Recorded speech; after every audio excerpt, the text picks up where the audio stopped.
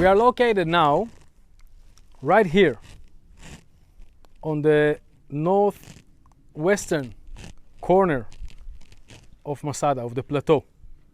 Right here we can see the complex of the northern palace with the 3 terraces. How did they bring all that water that was so needed in order to live here in the middle of the desert? That was the main challenge of the engineers of Herod the Great.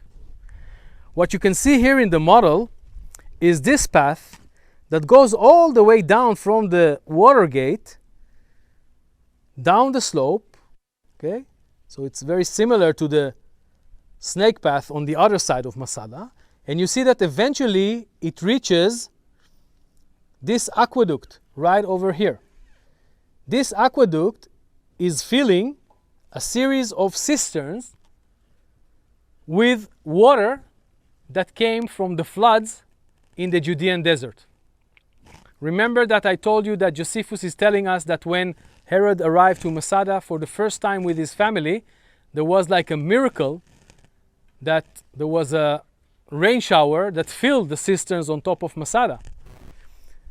I'm sure that this event made it clear for Herod that he should take care to provide enough water in order to really be able to stay here and to fortify Massada in a time of crisis. So the idea was to build here 2 aqueducts that were actually collecting the floods of the rain from 2 areas here. One is the stream of Massada, and the other one is the plateau, which is right in front of us to the west. And when the floods arrived here, actually the aqueducts collected the water and filled the 12 cisterns that were hewn on the slope of the mountain. So I want to now demonstrate it with this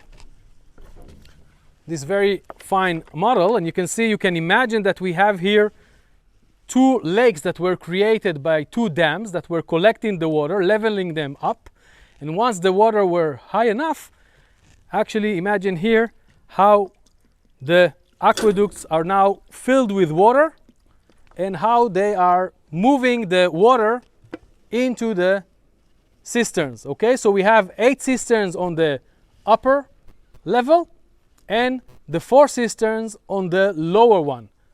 Okay,